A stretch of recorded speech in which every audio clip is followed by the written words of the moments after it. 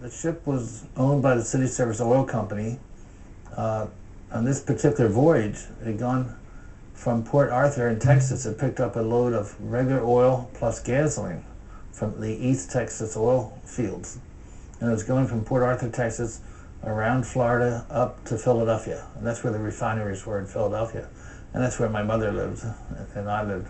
I had been born June of 41, and this was February of 42. The Pearl Harbor had happened 2 months earlier.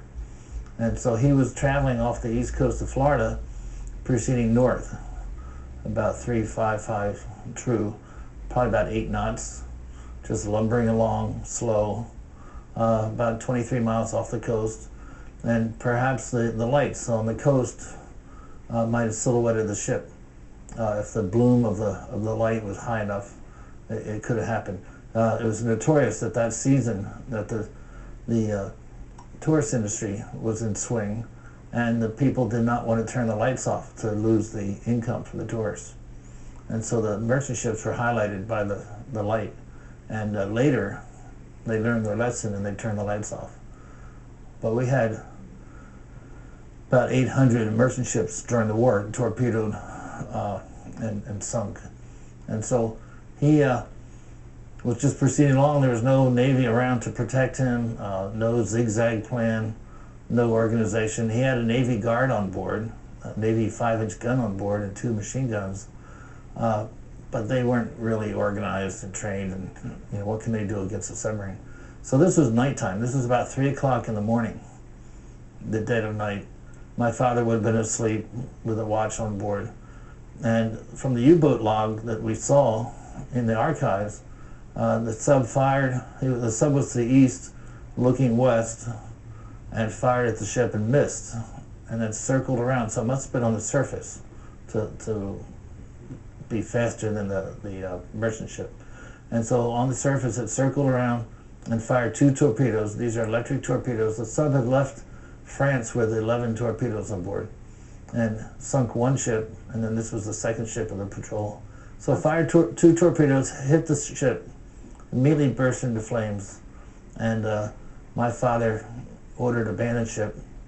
And we have letters indicating that he insisted on being the last one off the ship, make sure everybody was safe. He was knocked against the bulkhead, the metal wall, and was dizzy and dazed.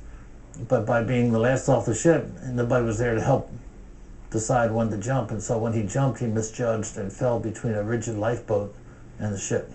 And his head got fractured and squashed. And so they dragged the body up on the raft, and later it was cremated in Florida. And the Navy scattered his ashes at sea en route to the invasion of North Africa in the fall of 42, in November. That night, the USS Biddle, an old 4-stack destroyer, showed up, the DD-151. And that showed up about 2 hours after the sinking and started picking up survivors. And it was joined by a Coast Guard ship, the Vigilant. And the Biddle got all the survivors and the 7 bodies. And then there were 7 missing men. And 2 months later, they were declared dead. So there were 50 total, and 14 died in the attack, which is a large number.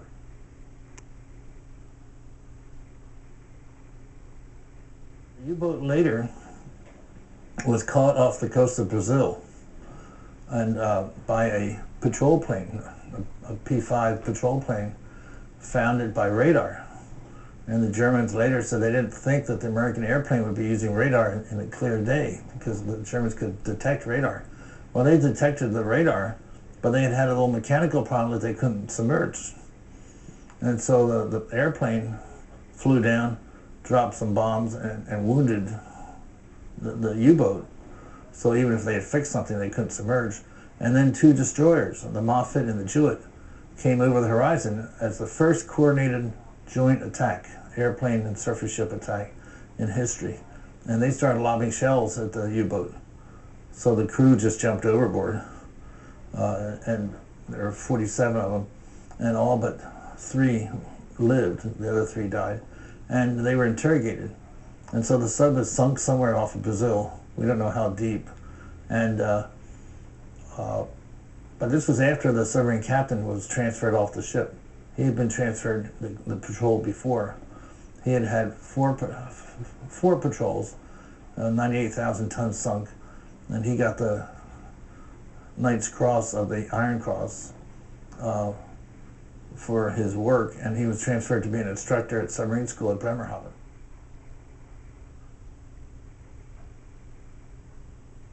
I was 8 months old when he was killed. He was 27.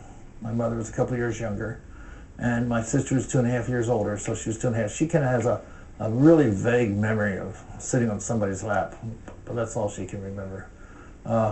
So he was a mystical and mythical presence, but his photograph was right there on the wall in our bedroom. You know, and every night we said our little prayers, and we said, you know, God bless so-and-so, God bless so-and-so, and God bless Daddy Bill, you know, every night.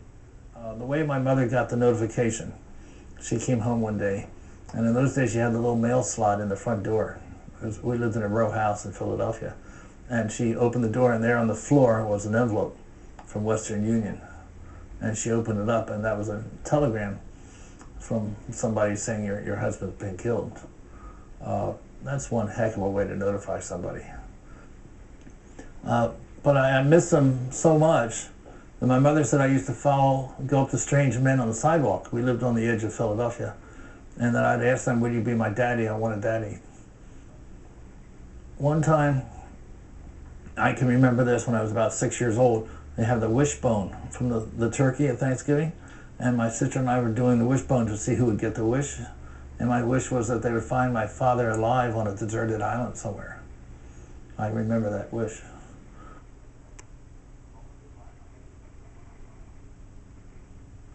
Well, Merchant Marine they're the sailors that transport all the cargo and war material and oil and fuel to support the nation and the armed services, the armed forces. What they were doing was trying to keep the lifeline going for our nation. The transport ships, without those, nothing would move. They were not prepared to protect themselves as well as they could have or maybe should have, but they did their job, and anybody who does their job under adverse conditions is considered a hero to myself, and absolutely him and his crew are considered heroes. You know, all those veterans are heroes to me. You know, they're the reason why we're here and that we have the freedoms that we have today. And, you know, I just hope that the Merchant Marine veterans of World War II will finally get the respect that they deserve.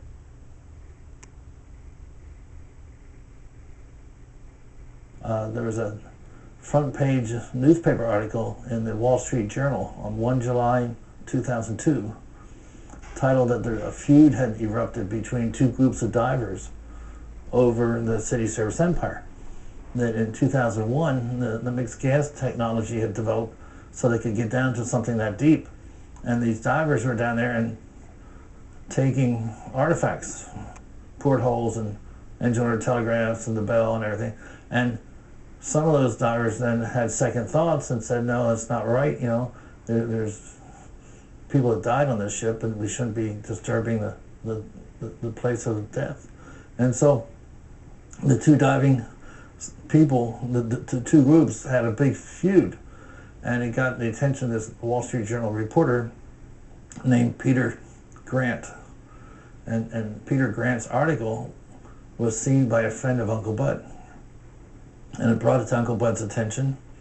And Uncle Bud then contacted Michael Potter, who was mentioned in the article, and said, hey, I'm the younger brother of this William German. And away we went, you know, from there.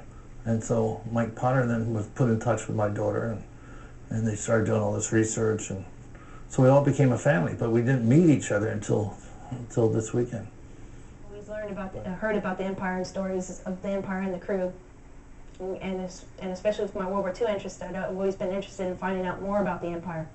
And all the books I read, I never saw any references to the Empire.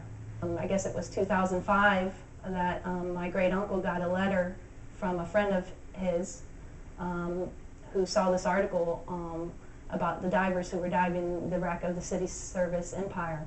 I contacted the author, the journalist, who got us in touch with Mark Zerl and Mike Potter, and that's how it started.